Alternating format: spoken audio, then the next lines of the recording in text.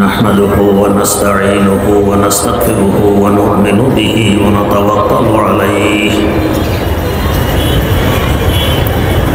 ونعوذ بالله من شرور أنفسنا ومن سيئات أعمالنا من يهده الله فلا مضل له ومن يضلله فلا هادي له ونشهد أن لا إله إلا الله وحده لا شريك له ونشهد أن سيدنا ونبينا ومولانا محمدا عبده ورسوله أرسله بالحق بشيرا ونذيرا وداعيا إلى الله بإذنه وسراجا منيرا صلى الله تعالى عليه وعلى آله وأصحابه وسلم تسليما كثيرا كثيرا أما بعد فأعوذ بالله من الشيطان الرجيم بسم الله الرحمن الرحيم وأقيموا الصلاة وآتوا الزكاة وعن ابن عمر رضي الله تعالى عنهما قال رسول الله صلى الله عليه وسلم بني الإسلام على خمس شهادة أن لا إله إلا الله وأن محمدا رسول الله وإقام الصلاة وإيتاء الزكاة والحج وصوم رمضان رواه البخاري. اللهم صل على سيدنا محمد وعلى آل سيدنا محمد كما صليت على سيدنا إبراهيم وعلى آل سيدنا إبراهيم إنك حميد مجيد. اللهم بارك على سيدنا محمد وعلى آل سيدنا محمد كما باركت على سيدنا إبراهيم وعلى آل سيدنا إبراهيم إنك حميد مجيد.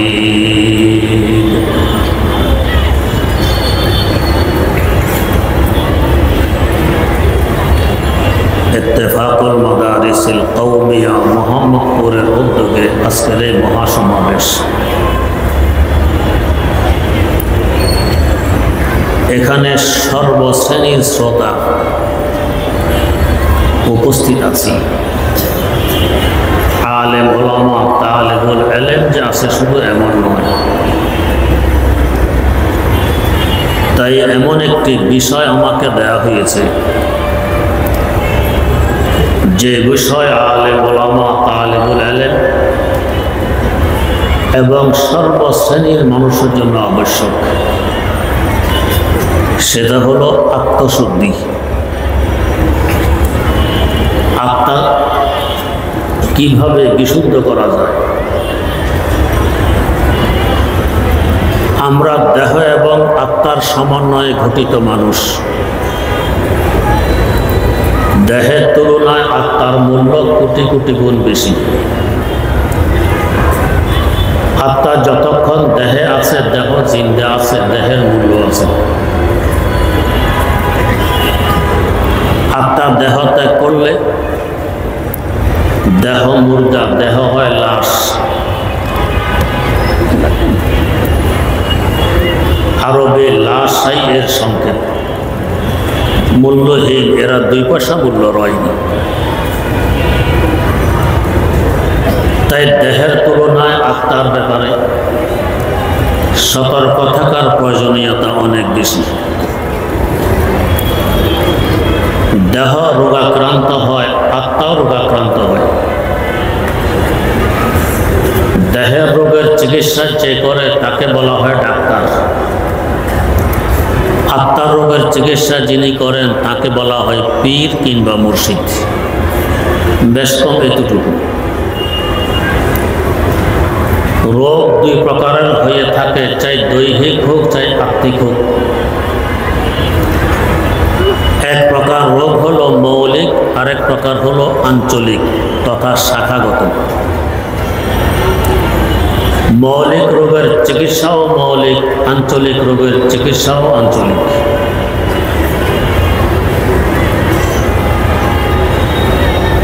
দেহের একটি মৌলিক রোগ ডায়াবেটিস। দেখা দিলে চোখের জ্যোতি নষ্ট হয়, দাঁত নষ্ট হয়, কিডনি নষ্ট হয়, যৌন শক্তি নষ্ট হয়, দৈহিক শক্তি নষ্ট হয়, দৈহিক ওজন কমে যায়, ইত্যাদি ইত্যাদি বহু রোগ দেখা দেয়।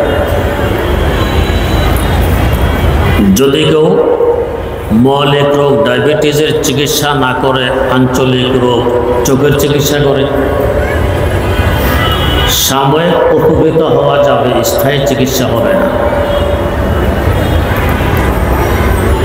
কেননা যে কারণে চোখের জ্যোতি নষ্ট হয়েছে কারণটি এখনো রয়ে গেছে ডায়াবেটিস।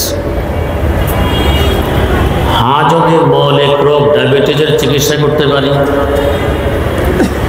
এর মাধ্যমে চোখের চিকিৎসা হবে, দাঁতের চিকিৎসা হবে, কিডনির চিকিৎসা হবে, যৌন শক্তির চিকিৎসা হবে, ইত্যাদি ইত্যাদি বহু আঞ্চলিক রোগের চিকিৎসা হয়ে যাবে। তেমনিভাবে আত্মার রোগও দুই প্রকার, এক প্রকার মৌলিক আর এক প্রকার আঞ্চলিক। আত্মার মৌলিক রোগের চিকিৎসা হয়ে গেলে অসংখ্য আঞ্চলিক রোগেরও চিকিৎসা হয়ে যায়। গোটা ইসলাম আত্মার চিকিৎসা। মৌলিক রোগের চিকিৎসা যে বিধান করে সেটা মৌলিক বিধান, আঞ্চলিক রোগের চিকিৎসা যে বিধান করে এটা আঞ্চলিক বিধান। আত্মার মৌলিক রোগ হলো চারটি। এক নম্বর অহংকার, অহমিকা, তাকাব্বুর। আমি বড়, আমি ভালো, আমি শ্রেষ্ঠ, আমি উত্তম, আমি উপরে, বাকি সব তুচ্ছ, সব আমার নিচে। যে রোগ যদি দেখা দেয়, অন্য কাউকে মানুষ বড় বলতে গেলে তার ব্যাপারে হিংসা শুরু হয়,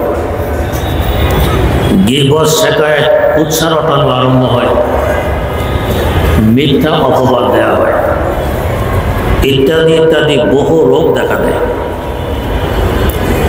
আত্মার দুই নম্বর মৌলিক রোগ শোহরত, পরিচিতি।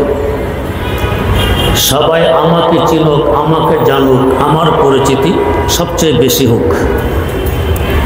এ রোগ যদি দেখা দেয়, অন্য কারোর পরিচিতি বাড়তে গেলে তার ব্যাপারে হিংসা শুরু হয়, গীবত, শিকায়েত, উৎসাহ রটানো আরম্ভ হয়, মিথ্যা অপবাদ দেওয়া হয়, বহু রোগ সৃষ্টি হয়। আত্মার তিন নম্বর মৌলিক রোগ নেতৃত্বের চাহিদা। নেতা হবে একমাত্র আমি, সব থাকবে আমার দখলে, হুকুম চলবে একমাত্র আমার, সব কিছু থাকবে আমার মুঠের ভিতরে। এই রোগ দেখা দিল। অন্য কাউকে নেতা বানাইতে চাইলে তার ব্যাপারে হিংসা শুরু হয়, গীবত, শিকায়েত, উৎসাহ রটানো আরম্ভ হয়, মিথ্যা অপবাদ দেওয়া হয়, মারামারিও আরম্ভ হয়। আত্মার চার নম্বর মৌলিক রোগ লোভ, লালসা। এ রোগ দেখা দিলে চুরি করে, ডাকাতি করে, চাঁদাবাজি করে, মস্তানি করে, ঘুষ খায়, সুদ খায়, মাপে কম দেয়, মালে ভেজাল করে, প্রতারণা করে, ধোঁকা দেয়, ইত্যাদি ইত্যাদি বহু রোগ দেখা দেয়। এই চারটি রোগ সৃষ্টি হওয়ার কারণও চারটি। সে কারণ হলো আল্লাহ রাব্বুল আলামিন মৌলিকভাবে আমাদেরকে চারটি উপাদান দিয়ে সৃষ্টি করেছেন। এই উপাদানগুলো যথাক্রমে আগুন, বাতাস, চার বস্তুর চারটি বৈশিষ্ট্য রয়ে গেছে। ওই বৈশিষ্ট্যগুলো আমাদের মধ্যে প্রভাব বিস্তার করে বিধায় চারটি মৌলিক রোগ সৃষ্টি হয়। যেমন ধরুন আগুন, আমাদের মধ্যে আগুন আছে, তবেই তো শ্বাস নিঃশ্বাস গরম, রক্ত গরম, প্রস্রাব গরম, মেজাজ গরম। আগুনের স্বভাব কি? আগুনের স্বভাব হলো তাড়াল্লি, উপরের দিকে উঠা। আগুন নিচে নামতে চায় না। যদি একটি বাতি জ্বালানো হয়, বাতির পিতা থেকে রেশা থেকে আগুন যদি 5 ইঞ্চি উপরের দিকে লম্বা হয়ে জ্বলে, বাতিকে উপর করলে এখন কি নিচের দিকে 5 ইঞ্চি লম্বা হয়ে জ্বলবে? না, সে উল্টো উপরের দিকে উঠবে। এর রহস্য হল কোরআয় নার তথা আগুনের দেশ উপরে। আমরা যেখানে বসবাস করছি একে বলা হয় কোরআয় আরদ, মাটির দেশ। এর বাইরে কোরআয় হাওয়া, বাতাসের দেশ। এর অসংখ্য গণিত লক্ষ কোটি কিলোমিটার উপরে কোরআয় জামহারির, ঠান্ডা দেশ। এর অসংখ্য গণিত লক্ষ কোটি কিলোমিটার উপরে কোরআয় নার, আগুনের দেশ। যেহেতু মূল আগুন উপরে, তাই এই আগুনের চায় আমিও উপরে গিয়ে আমার স্বজাতির সাথে মিলিত হই।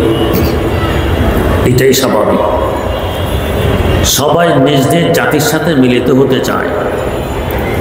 আল্লামা রুমির ভাষায় জিনসে হামার জিনসে হারা তারাকান্দ জিনসে হামার জিনসে হারা জাযবান কুনাদ হার জিনসে বাহাম জিনসে পরবাস কবুতর বাসে বাবাস জাগবা জাগা কুনাম আওয়াজ হা বুলবুলা বা বুলবুলা পরবাস হা বুলবুলা বা বুলবুলা পরবাস হা। কবুতর কবুতরের ঝাঁকে ওড়ে, কাক কাকের ঝাঁকে ওড়ে। কাকের ঝাঁকে কবুতর উঠতে দেখা যায় না, কবুতরের ঝাঁকে কাক উঠতে দেখা যায়। তাই দেখা যায় একজন মুমিনের সম্পর্ক আরেকজন মুমিনের সাথে গড়ে ওঠে, এক আল্লাহওয়ালার সম্পর্ক আরেক আল্লাহওয়ালার সাথে গড়ে ওঠে। যদি এর ব্যতিক্রম দেখা যায় কোনো মুসলমান কাফের, মুশরিক, নাস্তিকদের সাথে বন্ধুত্ব করে, তাদের সাথে সম্পর্ক গড়ে তোলে, তাদের উপরে আস্থাশীল, তারাই একে আশ্রয় প্রশ্রয় দেয়, বোঝা গেছে তার ঈমানের সমস্যা আছে। যার দরুন সে কাফের, মুশরিক, নাস্তিক, বিজাতির সাথে সম্পর্ক করে, বন্ধুত্ব গড়ে তুলতে চায়, তাদের উপর আস্থাশীল, ওদের কাছে আশ্রয় পায়, ঈমানের সমস্যা। আগুন আমার আপনার মধ্যে থাকার কারণে তার প্রভাব বিস্তার লাভ করেছে। আমরাও চাই উপরে থাকি। আগুনের স্বভাব, যাকে অহংকার, অহমিকা বলা হয়। চিকিৎসা হয় উল্টা বস্তু দিয়ে, এলাজ বিজ্জত। যেমন হাদিস শরীফে আছে আবরেদুল হুম্মা বিল মাইল বারিদ, ঠান্ডা পানি দিয়ে জ্বরকে ঠান্ডা করো। জ্বর উঠলে মাথায় পানি ঢালো, গামছা কিংবা টাওয়াল ভিজিয়ে দেহ মুছে দাও। জ্বর যদি 105, 6 কিংবা 60 ডিগ্রি পর্যন্ত ওঠে, বরফ দিয়ে ঢেকে রাখো। উল্টা বস্তু দিয়ে চিকিৎসা করতে হবে। অহংকার, অহমিকা চায় আমি উপরে থাকি, আমি ভালো, আমি শ্রেষ্ঠ, আমি উপরে। এর চিকিৎসার জন্য আল্লাহ পাক উল্টা বস্তু দিলেন নামাজ। নামাজ নামাজি বান্দাকে নিচের দিকে নামায়। কিভাবে নামায়? নামাজ শুরু হয় তাকবীরে তাহরিমার মাধ্যমে। তাকবীরে তাহরিমার সময় উভয় হাত উপরের দিকে তুলতে হয়। কি পরিমাণ তুলব? এ ব্যাপারে 4 প্রকার হাদিস বর্ণিত। 1 নম্বর, মুসলিম শরীফে বর্ণিত ইলা ফুরুই উযুনাইহি আই আলাহুমা, কানের উপর পর্যন্ত হাত তুলবে। 2 নম্বর, আবু দাউদ শরীফে বর্ণিত ইউহাজি ইবহামাহু শাহমাতাই উযুনাইহি, বৃদ্ধাঙ্গুলি থাকবে কানের লতি বরাবর। 3 নম্বর, বুখারী শরীফে বর্ণিত হাত তুলবে কাঁধ পর্যন্ত, ইলাল মানকিব। 4 নম্বর, সহিহ ইবনে খুজাইমায় বর্ণিত হাত তুলবে সিনা বরাবর, যদিও হাদিসটি শ্বাস তথা বিচ্ছিন্ন। 4 প্রকারের হাদিস বর্ণিত। এখানে একটি প্রাসঙ্গিক কথা, আমার আহলে হাদিস ভাইয়েরা, নারী হোক কিংবা পুরুষ, সকলে সিনা পর্যন্ত হাত তুলে হাতকে সিনার উপর রেখে দেন। ইবনে খুজাইমার হাদিসের উপর আমল করলেন, সিয়াসিতার 3 কিতাবের হাদিস ছেড়ে দিলেন। মুসলিম শরীফের হাদিস কানের উপর পর্যন্ত হাত তোলা ছেড়ে দিলেন। আবু দাউদ শরীফের হাদিস কানের লতি পর্যন্ত বৃদ্ধাঙ্গুলির মাথা বরাবর হওয়া ছেড়ে দিলেন। বুখারী শরীফের হাদিস কাঁধ পর্যন্ত হাত তোলা ছেড়ে দিলেন। মানলেন একটি, ছাড়লেন 3টি। তাও মানলেন ইবনে খুজাইমার হাদিস, ছাড়লেন বুখারী, মুসলিম এবং আবু দাউদ শরীফের হাদিস। মানা বেশি না ছাড়া বেশি? ছাড়া বেশি। এরপরও তাদের দাবি তারাই নাকি হাদিস মানেন, নাম রাখেন আহলে হাদিস। এবার আসুন আমরা কি করি? আমরা যারা মাযহাব মানি, ইমাম মানি, আমাদের ইমামগণ বলেন 4টি হাদিস একটিও বাদ দেওয়া যাবে না। এমনভাবে আমল করা লাগবে যাতে প্রত্যেকটি হাদিসের উপর আমল হয়ে যায়। তো তা কি করে সম্ভব? তো তা সম্ভব হবে বৃদ্ধাঙ্গুলির মাথা থাকবে কানের লতি বরাবর। এতে করে সরাসরি আবু দাউদ শরীফের হাদিসের উপর আমল হবে। বৃদ্ধাঙ্গুলির মাথা কানের লতি বরাবর তুললে অন্য আঙ্গুলগুলো অটোমেটিক উঠবে কানের উপর বরাবর। এতে করে মুসলিম শরীফের হাদিসের উপর আমল হবে। বৃদ্ধাঙ্গুলির মাথা কানের লতি বরাবর তুললে হাতের তালু থাকবে কাঁধ বরাবর। এতে করে বুখারী শরীফের হাদিসের উপর আমল হবে। আর এই উম্মতের নারী সমাজ হাত তুলবে সিনা বরাবর। নারী পুরুষ মিলে 4 হাদিসের উপর আমল হয়ে যাবে, একটিও বাদ পড়বে না। এরপরও আমাদের উপর দোষ চাপানো হয় আমরা নাকি হাদিস মানি না। যাই হোক, এই যে বৃদ্ধাঙ্গুলির মাথা কানের লতি বরাবর হবে, বরাবর হলো কি হলো না নিশ্চিত হবো কিভাবে? তাই আমাদের মাযহাবের নির্ভরযোগ্য কিতাব ফতাওয়ায়ে কাজী খান, ফতাওয়ায়ে বাজ্জাজিয়া, এ ধরনের কিতাবগুলোতে উল্লেখ আছে বৃদ্ধাঙ্গুলির মাথা কানের লতির সাথে লাগিয়ে দাও, তবে নিশ্চিত হবে তোমার বৃদ্ধাঙ্গুলির মাথা কানের লতি বরাবর হয়ে গেছে। এই যে বৃদ্ধাঙ্গুলির মাথা কানের লতির সাথে লাগিয়ে দিলাম, একে আমাদের পরিভাষায় বলে কানে ধরা। কানে ধরলে মানুষ উপরে ওঠে না নিচে নামে? নিচে নামে। ইজ্জত বাড়ে না কমে? কমে। তাই তো বিচার সালিশে যদি অপরাধীর অপরাধ প্রমাণিত হয়, তাকে বলা হয় কানে ধরো। ইজ্জত বাড়ানোর জন্য না কমানোর জন্য? কমানোর জন্য। তো আমি আমার আল্লাহর দরবারে কানে ধরে উপস্থিত হয়ে গেলাম, আল্লাহ আমি তোমার দরবারের অপরাধী, বিচার সালিশের প্রয়োজন নেই, আমি নিজে স্বীকার করে নিচ্ছি আমি তোমার দরবারের অপরাধী। নামাজ আমাকে 1 স্তর নিচে নামায় দিল। 2 নম্বর, হাত বাঁধব কিভাবে? এ ব্যাপারেও 2 প্রকারের হাদিস বর্ণিত। 1 নম্বর, তিরমিজি শরীফে বর্ণিত ইয়াকুযু শিমালাহু বিয়ামিনিহি, ডান হাত দিয়ে বাম হাতকে ধরবে। 2 নম্বর, আবু দাউদ শরীফে বর্ণিত ইয়াজারু ইয়ামিনাহু আলা শিমালিহি, ডান হাতকে বাম হাতের উপর রেখে দিবে। 1 হাদিস ধরার, 1 হাদিস রাখার। এখনো আমার আহলে হাদিস ভাইয়েরা, নারী হোক কিংবা পুরুষ, ডান হাতের আঙ্গুল বাম হাতের কোনোই পর্যন্ত নিয়ে সিনার উপর রেখে দেন। এতে করে আবু দাউদ শরীফের হাদিসের উপর আমল হলো, তিরমিজি শরীফের হাদিস বাদ পড়ে গেল। 2 হাদিসের মধ্যে মানলেন একটি, ছাড়লেন একটি, মানে অর্ধেক মানলেন অর্ধেক ছাড়লেন। আমরা যারা মাযহাব মানি, ইমাম মানি, আমাদের ইমামগণ বলেন, শরহে বুনিয়াদ নামক কিতাবে লেখা আছে, খুলে দেখবেন, কনিষ্ঠ এবং বৃদ্ধাঙ্গুলি দিয়ে ডান হাতকে ধরো, বাম হাতকে ধরো। এতে করে তিরমিজি শরীফে যে ধরার হাদিস আছে এর উপর আমল হবে। অনামিকা মধ্যম এবং তর্জনী বাম হাতের পিঠের উপর রেখে দাও। এতে করে আবু দাউদ শরীফে যে রাখার কথা আছে এর উপর আমল হবে। একসাথে দুই হাদিসের উপর আমল হয়ে যাবে, একটি হাদিসও বাদ পড়বে না। এরপরে আমাদের উপর দোষ চাপানো হয় আমরা নাকি হাদিস মানি না। ওনারা অর্ধেক ছাড়তেন, অর্ধেক মানলেন, এরপরও দাবি ওনারাই হাদিস মানেন, নাম রাখেন আহলে হাদিস। যাই হোক, এই যে ডান হাত দিয়ে বাম হাতকে ধরলাম, একে আমাদের পরিভাষায় বলা হয় হ্যান্ড কাপ লাগানো। হ্যান্ড কাপ লাগালে ইজ্জত বাড়ে না কমে? কমে। পুলিশ আসামি ধরে হ্যান্ড কাপ লাগায় আসামির ইজ্জত বাড়ানোর জন্য, কমানোর জন্য। তাই তো পয়সা টয়সা দিয়েও চেষ্টা করা হয় যাতে হ্যান্ড কাপ না লাগানো হয়। যাই হোক, আমিও হ্যান্ড কাপ লাগাইয়ে আসামি সেজে আমার আল্লাহর দরবারে হাজির হয়ে গেলাম। আল্লাহ, আমি তোমার দরবারের আসামি, পুলিশ পাঠানোর প্রয়োজন নেই, নিজে আসামি সেজে উপস্থিত হয়ে গেছি। নামাজ আমাকে আরেক স্তর নিচে নামাই। 3 নম্বর, হাত রাখবো কোথায়? এখানে আহলে হাদিস ভাইয়েরা হাত রাখেন সিনার উপর। আমরা যারা হানফি মাযহাবের অনুসারী আমরা রাখি নাভির নিচে। তারা সিনার উপর কেন রাখেন? ইবনে খুজাইমার একটি হাদিসের উপরে আমল করতে গিয়ে সিনার উপরে রাখেন। আমরা নাভির নিচে কেন রাখি? ইমাম বুখারী রাহিমাহুল্লাহু তাআলা উস্তাদ ইমাম আবু বকর ইবনে আবি শাইবা রাহিমাহুল্লাহ, তার সংকলিত একটি হাদিসের কিতাব আল মুসান্নাফ 25 খণ্ডে ছেপেছে।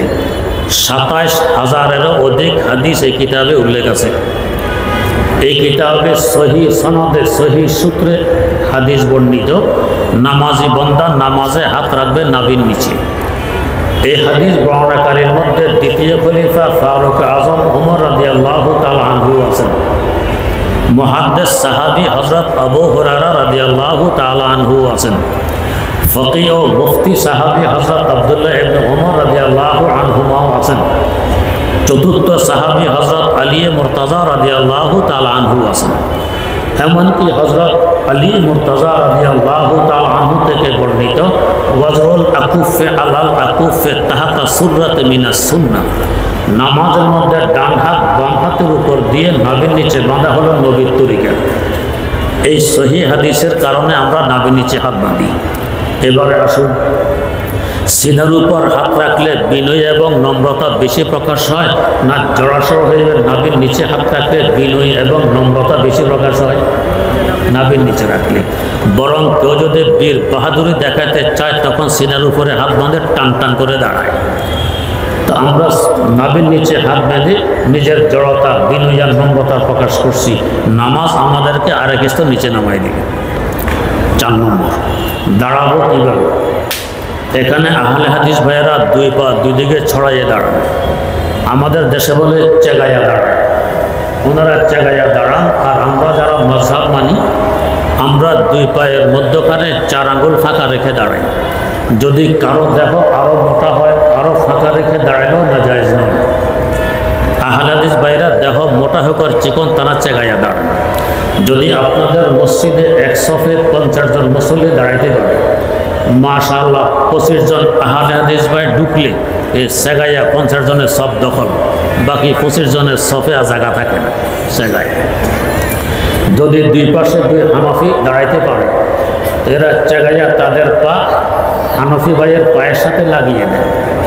হানফি ভাই গিন লাগে তো পা একটু চিপায় আনে, খিচে হে আরও ছড়ায়, এ যত খিচে হে আরও ছড়ায়, খিচতে খিচতে তার খিচা শেষ, হে চেগাইতে চেগাইতে তার চেগানো শেষ। এবারে আশ্চর্য অবস্থা দেখলাম, আমি এক আহলে হাদিস ভাইয়ের পাশে, বেচারার চেগায় আমার পায়ের সাথে পা লাগাইতে চায়, আমি তো খিচি। একটু পরে দেখি আর চেগায় না, ব্যাপার কি? আমার পায়ের সাথে পা লাগাইতেছে না, চেগায় না কেন? খেয়াল করে দেখি যে তার গায়ে আরো জুব্বার ঘের কম, জুব্বার কারণে চেগাইতে পারতেছে না। তো মনে মনে ভাবলাম, আল্লাহর কুদরত তোমার চেগানি বন্ধ করে এনেছে, তোমার জুব্বা তোমাকে চেগাইতে দিতেছে না, চেগানি শেষ। এভাবে চেগানোর ব্যাপারে কোথাও কোনো একটি হাদিসও বর্ণিত নেই, না সহি, না হাসান, না জরিফ, না মৌজু, কোনো হাদিস নেই। নিজের মন গড়া একটা আমল। আচ্ছা, এবারে বলুন তো, চেগাইয়া দাঁড়াইলে বিনয়ার নম্রতা বেশি প্রকাশ হয় না 2 পায়ের মধ্যখানে 4 আঙ্গুল ফাঁকা রেখে জড়াসড় হয়ে দাঁড়াইলে বিনয় এবং নম্রতা বেশি প্রকাশ হয়? আপনি আপনার উস্তাদের সামনে এই জায়গায় দাঁড়ানোর সাহস পাবেন?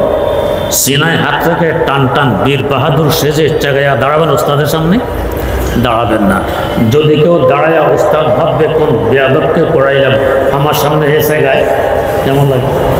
যে ওস্তাদের সামনে চেগানোর সাহস পাবেন না, আল্লাহ পাকের সামনে মসজিদে ঢুকে কোন সাহসে চেগান? এটা আদব না, আদব পরিপন্থী দাঁড়ানো, পরিপন্থী।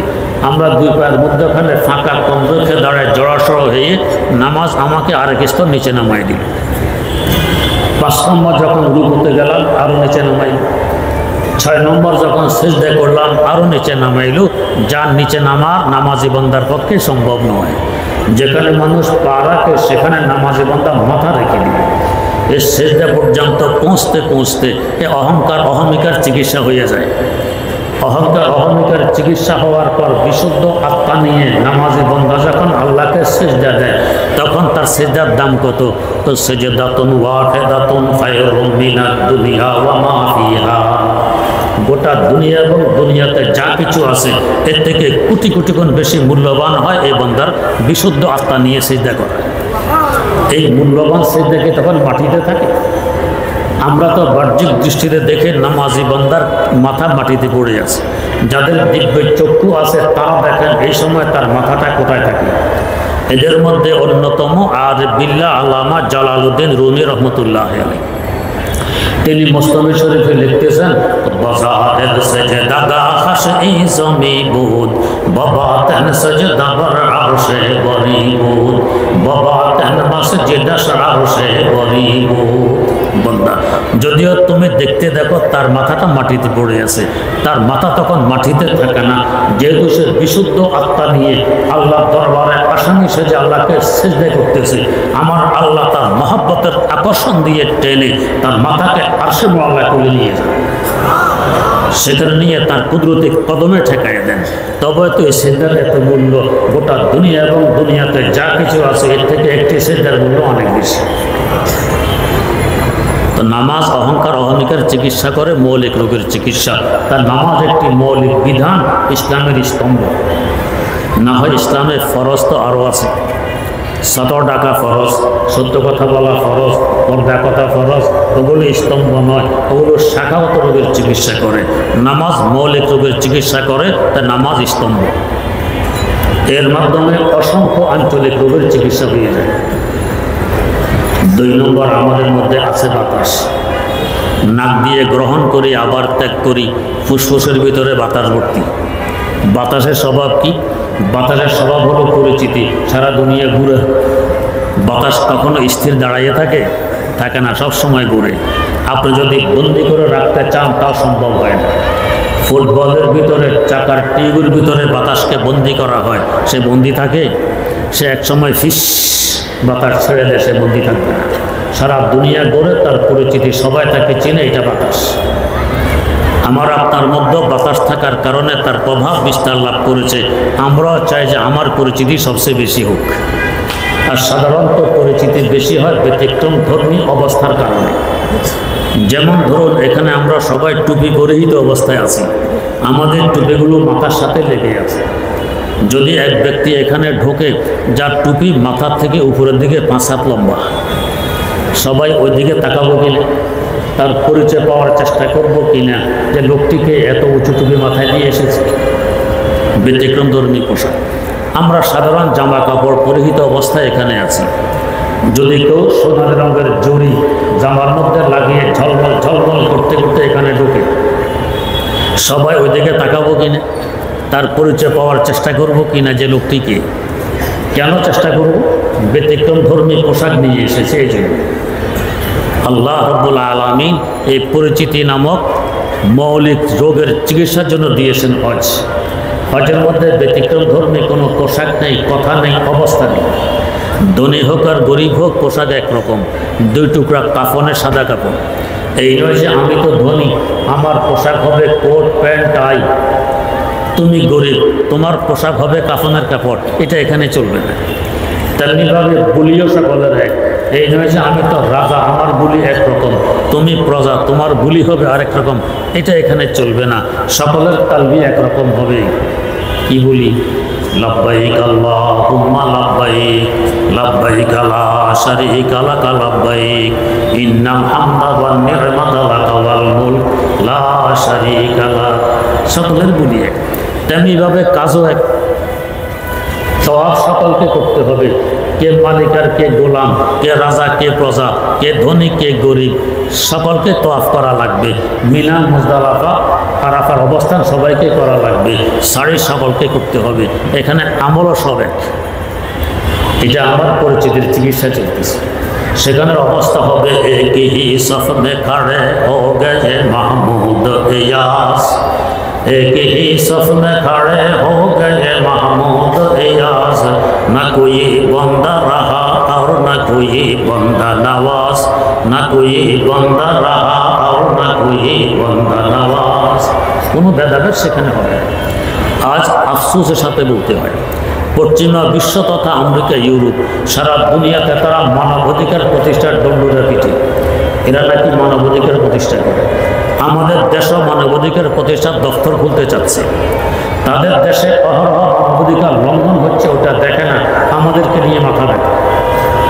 আমার জ্যাঠাজি হজরত মুফতি আব্দুর রহমান রহমতুল্লাহ আলী উনি বলতেন নিজের কপালে গু, আরেকজনের পায়ের কাদা দেখে চিল্লি করে। এক ব্যক্তির মজলিসে ঢুকেছে পায়ে কাদা, আরেক ব্যক্তি দাঁড়িয়ে আস্তিন গুছিয়ে বলছে মজলিসের খাদ্য বোঝো না, কাদা নিয়ে মজলিসে এসে গেছে। যে এভাবে আস্তিন গুছায় বকাঝকা করতেছে তার কপালে গু দিয়ে লেপটাইয়া রাখছে, ওটা তো চোখের উপরে দেখে না। আজ পশ্চিমা বিশ্ব তথা আমেরিকা ইউরোপ অহরহ মানবাধিকার লঙ্ঘন হচ্ছে, তাদের দেশে ওইটা দেখে না, আমাদেরকে নিয়ে এত মাথা ব্যথা কেন? এখনও তাদের দেশে খ্রিস্টানদের গির্জা ভিন্ন, শ্বেতাঙ্গদের গির্জা ভিন্ন। সাদা চামড়াওয়ালাদের গির্জায় কালো চামড়াওয়ালাদের ঢুকা নিষেধ, ঢুকলে মারামারি হয়। তাদের মানবাধিকার প্রতিষ্ঠায় আলহামদুলিল্লাহ ১৫০০ বছর যাবৎ ইসলাম আমাদের কাছে এ পর্যন্ত একটি ঘটনা দেখাইতে পারবে যে কোনো সাদা চামড়াওয়ালা কালো চামড়াওয়ালার সাথে ঝগড়া লিপ্ত হয়েছে, যে আমি সাদা চামড়ার পাশে, তুমি কালো চামড়াওয়ালা, কোন সাহসে দাঁড়ায় না নামাজে? একটি ঘটনা দেখাইতে পারবে না। আমাদের তো অবস্থা হলো সফরে খড়ে হো গয়ে মাহমুদ ইয়াস, एक ही सफ में खड़े हो गए महमूद इयाज, न कोई बंदा रहा और न कोई बंदा नवाज। পরিচিতির চিকিৎসা করতেছে হচ্ছে। তবে প্রত্যেক বস্তু হয় দ্বিমুখী, চাইলে ভালো কাজেও ব্যবহার করা যায়, চাইলে মন্দ কাজেও ব্যবহার করা যায়। একটি ছুরি কোরবানির দিন বিসমিল্লাহে আল্লাহু আকবার বলে কোরবানির পশুর গলা চালিয়ে দিলে ইবাদতের সওয়াব পাওয়া যায়। আর এই ছুরি যদি কোনো মানুষের গলা চালানো হয় তখন গুনাহ হয়। দুই ব্যক্তি মসজিদে ঢুকেছে, এক ব্যক্তির নিয়ত আমার আল্লাহকে সেজদা দিয়ে আল্লাহকে হাত করবে, আরেক ব্যক্তির নিয়ত মুসল্লিরা সেজদায় গেলে জুতা নিয়ে পালাবো। মসজিদে প্রবেশ তো দুজনেরই, একজনের প্রবেশ সওয়াব আর ইবাদত, আরেকজনের প্রবেশ হলো গুনাহ, মারাত্মকতম গুনাহ। ইবাদতগুলো এমন যে হজ আমাদের পরিচিতির চিকিৎসার জন্য আল্লাহ পাক দিয়েছেন, চাইলে পরিচিতির উপকরণ হিসাবেও ব্যবহার করা যায়।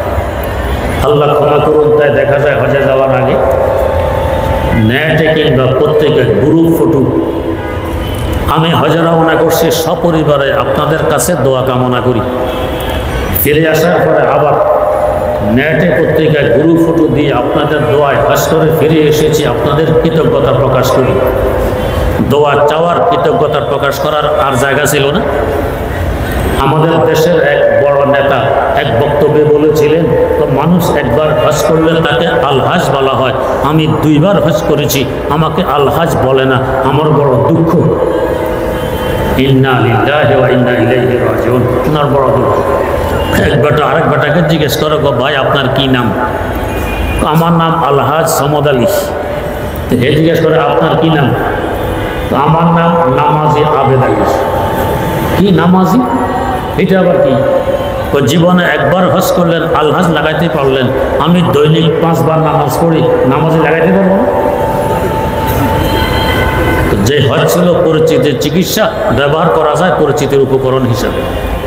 তাই এই ব্যাপারে আমার দুইটি সে আফসোসের সাথে আমি মাঝে মধ্যে পড়ি, ও কারবা বে গেয়া যাহা কি খাহেশ না গই, কারবা বে গেয়া যাহা কি খাহেশ না গই, জমজম में पिया गर्मी ये आतिश न गई, जमजम में पिया गर्मी ये आतिश न गई, काबा में गया बुत की मोहब्बत न गई, जमजम में पिया की गुरबत न गई, जमजम में पिया की गुरबत न गई।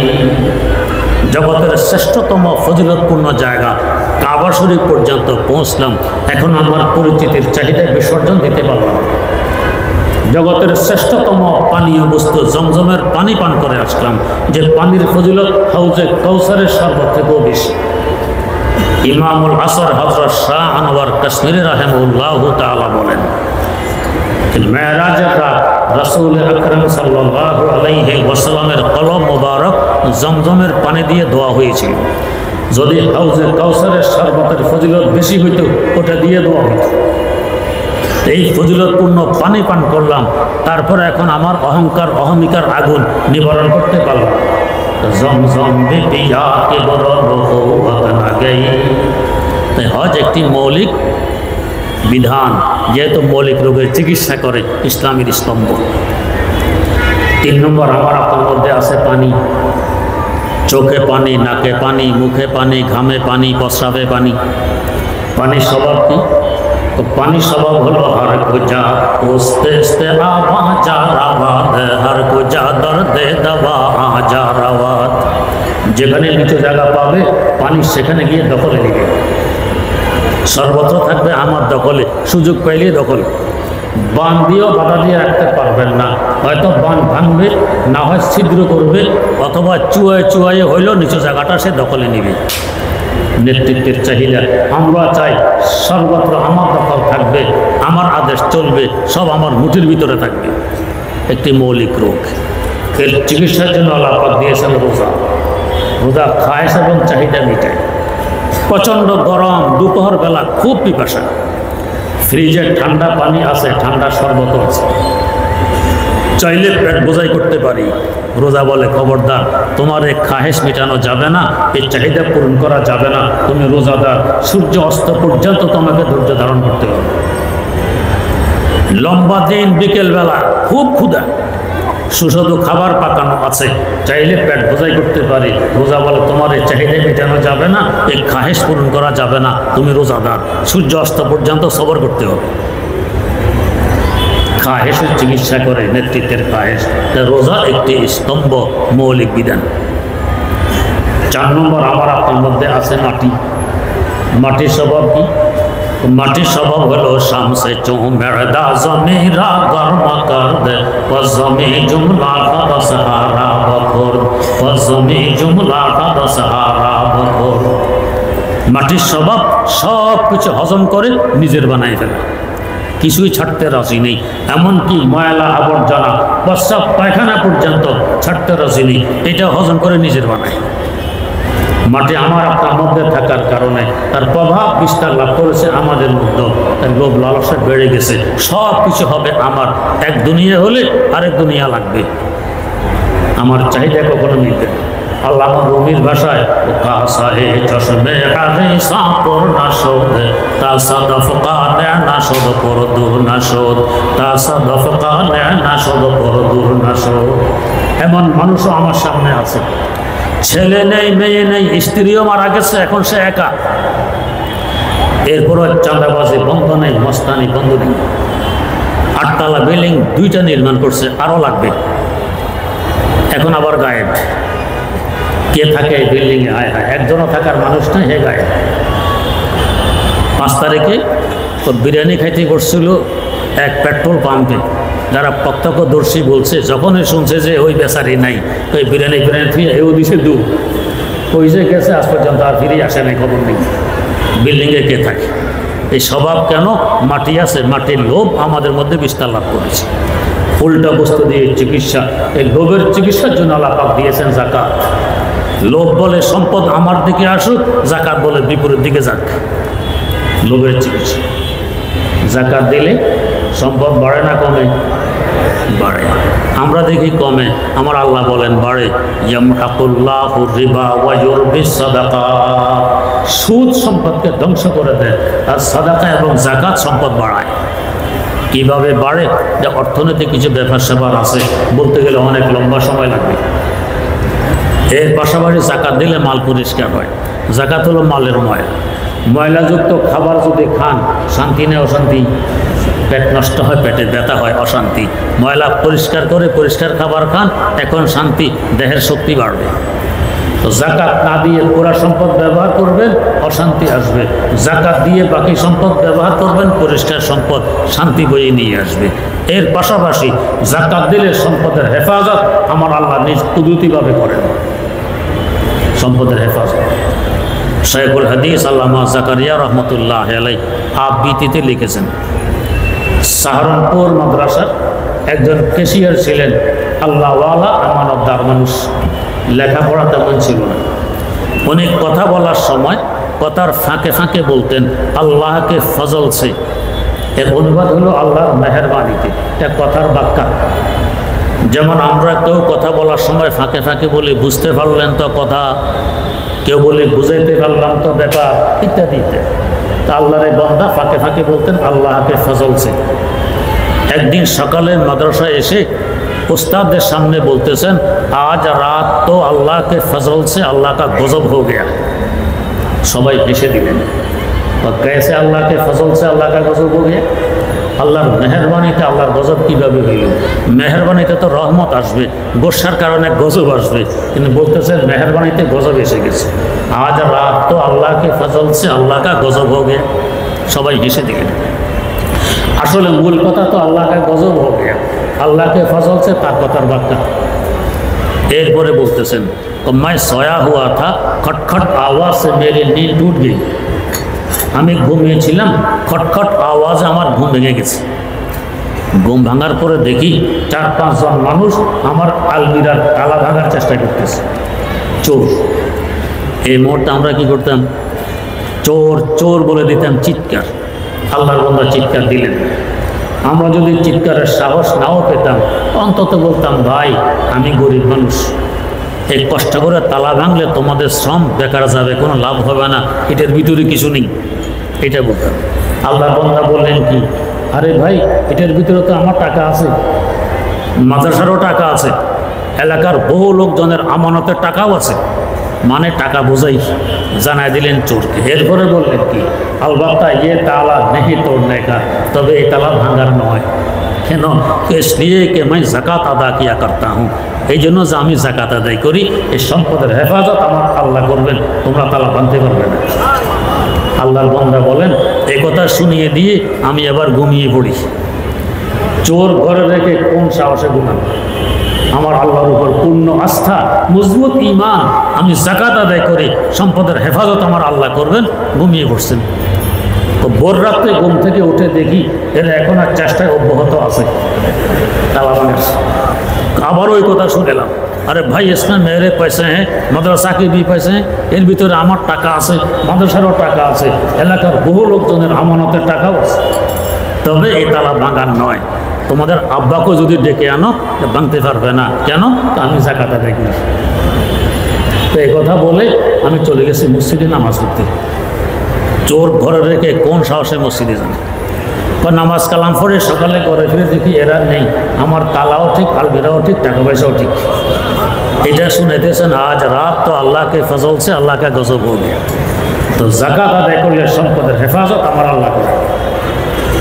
তাই যাকাত একটি স্তম্ভ, যেহেতু মৌলিক রোগ রোগের চিকিৎসা করে। চিকিৎসার কাজ হয় কখন? যখন দেহে রু থাকে, জান থাকে, তখন। দেহে রু নেই, লাশকে যত চিকিৎসা করে, ইঞ্জেকশন দেন, স্যালাইন দেন, এটা কাজ হবে? হবে না। তাই এই চিকিৎসা কাজ হবে ঈমান থাকলে। ঈমান না থাকলে সারা জীবন নামাজ পড়েন লাভ নাই, সারা জীবন রোজা রাখেন লাভ নাই, যাকাত দেন লাভ নাই, হজ করেন লাভ নাই। এই ঈমান হলো মূল স্তম্ভ। এই 5টা হলো ইসলামের স্তম্ভ, আমাদের আত্মার মৌলিক রোগের চিকিৎসা। এর মাধ্যমে অসংখ্য রোগের চিকিৎসা হয়ে যায়। তবে চিকিৎসা করতে হয় বিজ্ঞ ডাক্তারের মাধ্যমে। নিজে নিজে করতে গেলে কখনো হিতে বিপরীত হয়। আমার ড্রাইভার বেচারা দাঁতে ব্যথা, ডাক্তারের কাছে গিয়ে দাঁত তুলে আনছে, ইঞ্জেকশন দিয়ে তাকে অবশ করছে, এরপরে দাঁত তুলছে। ঘরে এসে দেখে এখনও রক্ত বন্ধ হয়নি, তো নিজে নিজে চিকিৎসা করছে। কি চিকিৎসা? তুলার মধ্যে স্যাভলন দিয়ে দাঁতের নিচে রেখে চাপা দিয়ে 10 মিনিট বসে আছে। এখন তো টের পাচ্ছে না কি ঘটতেছে, কারণ ওই অঙ্গটা তো অবশ। অবশ যখন শেষ, এখন দেখে ভিতরে চামড়া গোস্ত জ্বালাইয়া সব সরকার। এখন না খাওয়া দাওয়া করতে পারে, না কিছু পান করতে পারে, না কথা করতে পারে। হায় কি মুসিবত! না খাইতে না খাইতে বেচারা হাঁটাও কষ্টকর হয়ে পড়ছিল। কেন এই দশা করছে? নিজে নিজে চিকিৎসা করতে গেছে। চিকিৎসা করতে হয় বিজ্ঞ ডাক্তারের মাধ্যমে। যদি ডাক্তারের কাছে যেত, ডাক্তার জীবনে দিত যে তুলে স্যাবন লাগাইয়ে দাঁতের নিচে রেখে 10 মিনিট চাপা দিয়ে বসে থাকো, দিত না। এই চিকিৎসাগুলো বিজ্ঞ ডাক্তারের মাধ্যমে হইলে চিকিৎসার ফল পাওয়া যায় বেশি। কলিকাতায় এক ব্যক্তি সুন্দর নামাজ পড়ে, প্রসিদ্ধ এই লোকের নামাজ সুন্দর, মানুষ দূর দূর থেকে সফর করে তাকে দেখতে আসতো, লোকটা সুন্দর নামাজ পড়ে। একবার হাকিমুল উম্মত মুজাদ্দিদুল মিল্লাত হযরত শাহ আশরাফ আলী থানভী রহমাতুল্লাহ আলাইহি কোনো কাজে কলিকাতা আসেন। হযরতের কৌতূহল হইল আমি একটু লোকটাকে দেখি আসি। লোকটা নামাজ পড়তো কলিকাতা আলিয়া মাদ্রাসার মসজিদ। হযরত এখানে তার শিখালেন। হযরতকে দেখে ইমাম সাহেব নামাজ পড়ার সাহস পাচ্ছিলেন না, বাধ্য হয়ে হযরতে 2 রাকাত নামাজ পড়াই দিলেন। নামাজ শেষে লোকটা বলতেছে যে আমার নামাজ সুন্দর মানুষ বলা বলি করে, আমার কানে আওয়াজগুলো বাড়ি খায়। দূর দরাজ থেকে সফর করে মানুষ আমাকে দেখতে আসে, এটা আমার নলেজে আছে। মাওলানা থানভী আজ আমাকে দেখতে এসেছেন, এটাও আমি জানি। তবে আজকে যে তিনি 2 রাকাত নামাজ পড়লেন, যদি এই 2 রাকাত নামাজ আমাকে দিতে রাজি হন, আমি আমার সারা জীবনের সকল সুন্দর নামাজ তাকে দিয়ে দিব। কেন এই 2 রাকাতের এত মূল্য? তাকে জিজ্ঞাসা করা হলো, তো মোকাম্মাল আজ কামালে কি সিতি, তো মোজাম্মাল আজ জামালে কি সিতি, তো মোজাম্মাল আজ জামালে কি সিতি। ও আশরাফ আলী, দাওরায়ে হাদিস তুমি পড়েছ, আমরাও পড়েছি। যে সমস্ত কিতাব তুমি পড়েছ আমরাও পড়েছি। তোমার দ্বারা এত কিতাব লেখা হচ্ছে, হেদায়েতের এত কাজ হচ্ছে, আমাদের দ্বারা কেন হচ্ছে না? ব্যবধান কোথায়? জবাব দিলেন, মাম্মো কাম্মাল আজ কামালে রাজিয়াম, মাম্মো জামাল আজ জামালে রাজিয়াম, মাম্মো জামাল আজ জামালে রাজিয়াম। ও প্রশ্নকারী, এগুলো আশরাফ আলীর কৃতিত্ব নয়, আশরাফ আলী হাজী সাহেবের জুতার ধুলার বরকত। সাইয়্যিদুত তায়েফা হযরত হাজী ইমদাদুল্লাহ মুহাজিরে মক্কি রাহিমাহুল্লাহু তাআলা জুতা সোজা করার কিছুদিন আশরাফ আলীর ভাগ্যে জুটেছিল। সেই জুতার দুলার বরকত আশরাফ আলী থেকে কাজগুলো হচ্ছে। সে ভাগ্য তোমাদের জোটেনি, তাই তোমাদের দ্বারা সে কাজ হয়নি। মাম্মো কাম্মাল আজ কামালে রাজিয়াম, মাম্মো জামাল আজ জামালে রাজিয়াম। একজন বিজ্ঞ আলেম, বিজ্ঞ আল্লাহওয়ালার মাধ্যমে আমলগুলো করলে ফল পাওয়া যায় অনেক বেশি। আল্লাহ রাব্বুল আলামিন আমাদেরকে একজন বিজ্ঞ আলেম আল্লাহওয়ালার মাধ্যমে নিজের আত্মাকে বিশুদ্ধ করে উভয় জাহানে ধন্য হওয়ার তৌফিক দান করুন। সুবহানাল্লাহি ওয়া বিহামদিহি, সুবহানাকাল্লাহুম্মা ওয়া বিহামদিক, আশহাদু আল্লা ইলাহা ইল্লা আনতা, আস্তাগফিরুকা ওয়া আতুবু ইলাইক। শেষ কথা নাই, আপনি কিছু বলবেন না? আলহামদুলিল্লাহি রাব্বিল আলামিন, والصلاة والسلام على أشرف الأنبياء والمرسلين سيدنا ومولانا محمد وعلى آله وأصحابه أجمعين. ربنا آتنا في الدنيا حسنة وفي الآخرة حسنة وقنا عذاب النار. ربنا هب لنا من أزواجنا وذرياتنا قرة أعين واجعلنا للمتقين إماما. رب اجعلني مقيم الصلاة ومن ذريتي ربنا وتقبل دعاء. ربنا اغفر لي ولوالدي وللمؤمنين يوم يقوم الحساب. ربنا اصرف عنا عذاب جهنم إن عذابها كان غراما. رب اجعلني مقيم الصلاة ومن ذريتي ربنا وتقبل دعاء. ربنا اغفر لي ولوالدي وللمؤمنين يوم يقوم الحساب. رب العالمين কতগুলো অপরাধী মানুষ এই বিশাল তাফসীর কোরআন মাহফিলে বসে বুক ভরা আশা নিয়ে কাঙ্গালের ন্যায় আপনার দুয়ারে হাত পেতেছি। মাওলাই কারিম মেহেরবানি করে জীবনের সমস্ত গুনাহগুলো ক্ষমা করে দিন। ভবিষ্যতের সর্বপ্রকার গুনাহ, খাতা, অন্যায়, অপরাধ এবং নাফরমানি থেকে আমাদের হেফাজত ফরমান। বেশি বেশি নেকি কামাই করার তৌফিক দান করুন। মওত পর্যন্ত সিরাতে মুস্তাকিমের উপর অটল রাখুন। সুন্নাত তরিকা অনুযায়ী জীবন পরিচালনা করার তৌফিক দান করুন। আয় আল্লাহ, সুস্থতার সাথে বরকতময় জীবন দান করুন। মনের সকল জায়েজ আশা আকাঙ্ক্ষাগুলোকে পূরণ করে দেন। আল্লাহ, মাদারেসে কওমিয়ার হেফাজত ফরমান, নেসাবে কওমের হেফাজত ফরমান, উলামায়ে হক্কামের হেফাজত ফরমান। আয় আল্লাহ, যাদের উদ্যোগে, যাদের শ্রমে, যাদের পরামর্শে, যাদের দানে এবং যাদের সহযোগিতায় এই বিশাল মহাসমাবেশ অনুষ্ঠিত হয়েছে, আল্লাহ সকলকে উত্তম প্রতিদান আপনি দান করুন। আল্লাহ, এই সমাবেশকে কেন্দ্র করে পুরা মোহাম্মদপুর এলাকাকে ইসলামী আদর্শ এলাকা রূপান্তরিত করে দেন। সুন্নতে ফেজা কায়েম ফরমান, আমলি পরিবেশ কায়েম ফরমান। মাদারেসে কওমিয়ার মহব্বত এলাকাবাসীর অন্তরে ঢুকিয়ে দেন। গুরুত্ব বুঝার তৌফিক সবাইকে দান করুন। প্রত্যেকটি মানুষকে আল্লাহ উন্নতি দান করুন। ফিতনা ফাসাদ থেকে হেফাজত করুন। সকল প্রয়োজনকে গায়েবে খাজানা থেকে পূরণ করে দেন। আল্লাহ, বিনা হিসাবে আমাদের সকলকে জান্নাতুল ফেরদাউসের মালিক বানিয়ে দেন। আপনার মহব্বত দিয়ে আমাদের অন্তরকে ভরপুর করে দেন। আপনার হাবিব সাল্লাল্লাহু আলাইহি ওয়াসাল্লামের ভালোবাসা দিয়ে আমাদের দিলকে পরিপূর্ণ করে দেন। শরাবে মহব্বত পিলা দে খুদায়া, शराबे मोहब्बत पिला दे खुदाया, मोहब्बत की आतिश जला दे खुदाया, मोहब्बत की आतिश जला दे खुदाया, मोहब्बत की किश्ती लगा दे खुदाया, इबादत की किश्ती लगा दे खुदाया, गुनाहों की किश्ती डुबो दे खुदाया, गुनाहों की किश्ती डुबो दे खुदाया, गुनाहों की आदत छोड़ा दे खुदाया, इबादत की लज्जत चखा दे खुदाया, दिलों से कुदरत मिटा दे खुदाया, दिलों से कुदरत मिटा दे खुदाया, वो नूर हिदायत दिखा दे खुदाया, वो नूर हिदायत दिखा दे खुदाया। रब्बना तक़ब्बल मिन्ना इन्नका अंतस समीउल अलीम व तुब अलैना इन्नका अंतत तव्वाबुर रहीम। सुब्हान रब्बिका रब्बिल इज्जति अम्मा यसिफून व सलामुन अलल मुरसलीन वल्हम्दुलिल्लाहि रब्बिल आलामीन। আলহামদুলিল্লাহ, হুজুরের দোয়ার মধ্য দিয়ে 2 দিন ব্যাপী বার্ষিক ওয়াজ মাহফিলের প্রথম দিনের সমাপ্তি হলো। ইনশাআল্লাহ আগামীকাল যথাসময়ে